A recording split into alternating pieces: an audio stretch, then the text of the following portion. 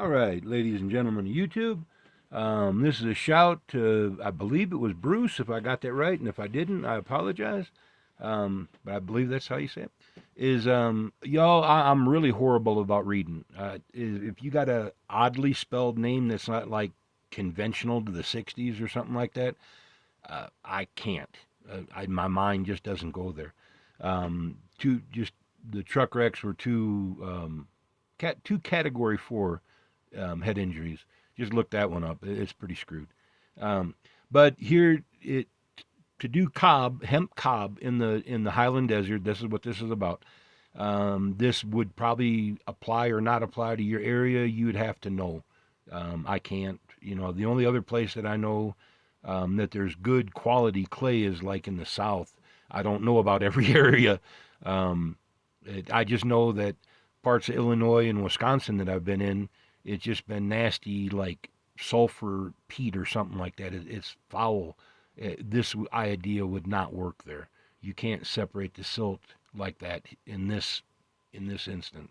Um, in Arkansas, the red clay is so pure that you wouldn't even have to do this. I mean, it just comes out pure red clay, as far as I know, in a lot of places. A lot of places east of Arkansas are like that. Tennessee, Alabama, Georgia, a lot of red clay in those areas. But to get the sand out of the silt, out of the non-humic layer, not that top couple inches of the soil where it's black. Okay, that has to be scraped away. But to get the rest of the silt, that core that's in there, um, nothing for a hokey situation where you're just building a shed or doing research like that's what this guy is doing. Um, could it be done easily enough? I know I could do it. So if you're mechanical, I got faith that y'all can do it. Is what I'm saying. If you got a tractor or some kind of a power source, it'd make it a lot easier on you. This is just nothing more than an auger that you drill into the ground, just reconfigured. This is a little bit more steep. My pen was dying, y'all. There's actually another puddle just be over here, and this is the best I could get done with what I had. And it finally quit, is what happened. So I didn't even get the other puddle put in. The what the mechanics of what's happening in this situation? You're going to put the silt in on the auger shaft. You're going to add like thrashing paddles, so it's going to thrash the water much harder on the beginning than it is. It lets it calm down. This is more tilted, and the auger is going to drag the sand, the crystalline up out of because that's going to settle out, is what I'm trying to say, and it's just going to pull it up, and then you'd have a sand chute or a dump. Um, and a water return to this pond is where the water returns to. The pump picks it up from this one after it's been clarified, allowed to settle. This is going to get dirty, but it won't have the material in it that this one does, is what I'm trying to get at. This is where you'll get your clay. I wrote that in the wrong spot. But this is the one that you'll get your clay from. This is the clarified pool that you're going to extract the water to separate the material with. Um, the hemp cob is like my favorite. I did this one the video earlier and I messed up, so I got to add that. In my belief, if you're going to do HempCrete, don't jack around. Hemp lime insulation is is great for humidity control. It's weak. It's 500. It's less than 500 pounds per square inch. That's like the equivalent of a stale cupcake. Not the best material for structural, but is it enough if the house isn't braced well? Can it do more damage than good? You damn straight.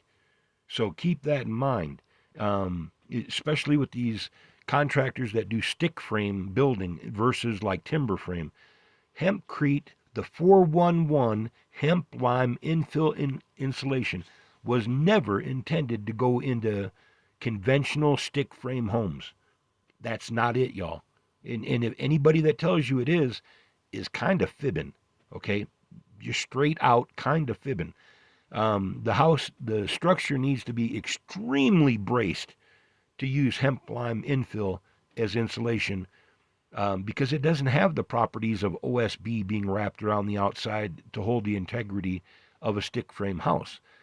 Timber frame, where it's all the bracing is integral, perfect example of where hemp 411 hemp lime infill insulation. Okay, in no short terms is hemp lime infill insulation HempCrete not. Okay, some of the stuff that I've showed you is monomer modified, different things like that, but it is in no way hemp lime. And hemp lime is only like a couple percents away from concrete.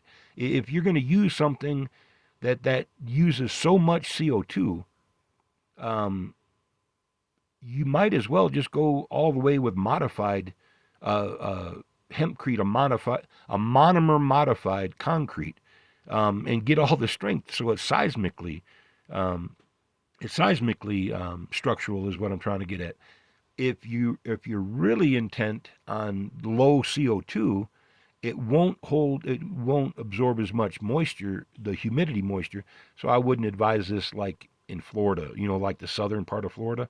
That's where I'd say you'd probably just want to do HempCrete, um, and deal with it. Brace the structure, or do a monomer modified outer shell that's monolithically cast, and then inner cast hemp 411, just the lime.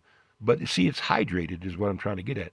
And a lot of these, and I'm going to call them what they are, blatant ass con artist, because they will deliberately use the numbers for what's called farm limestone or agricultural limestone, and not the hydrated, what do you call that? It's like plaster of Paris, y'all.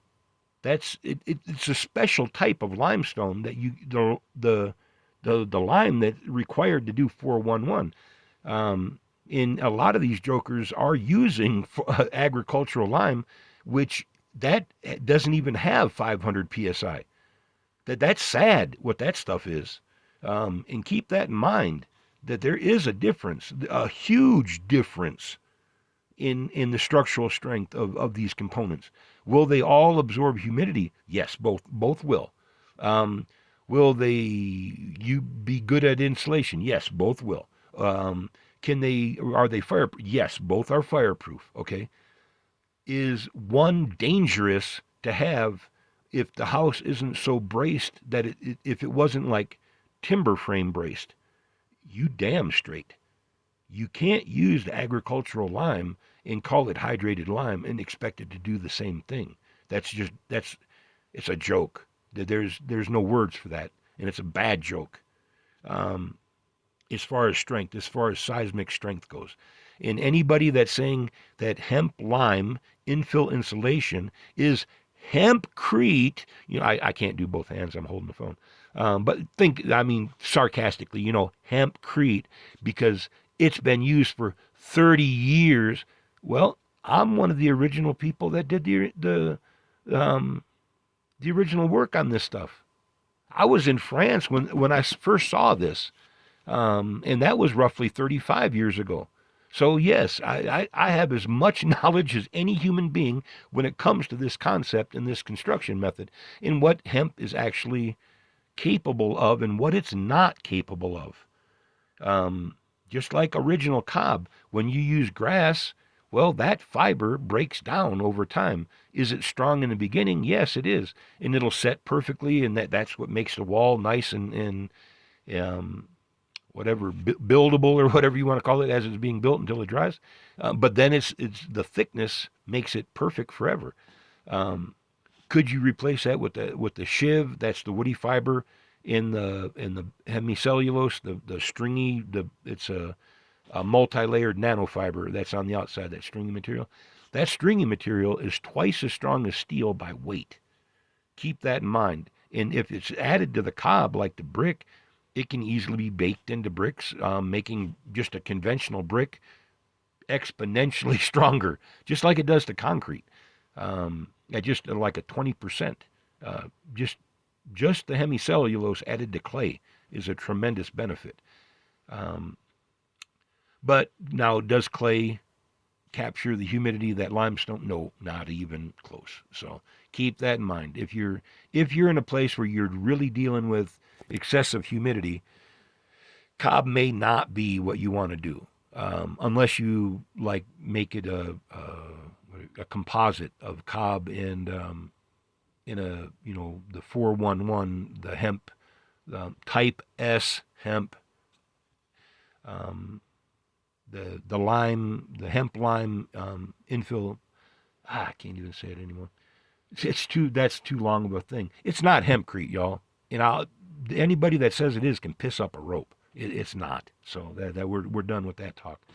Um, but like I said, hokey as this is, if you're going to do this as a business, strongly suggest you look into the machines that actually separate this for real.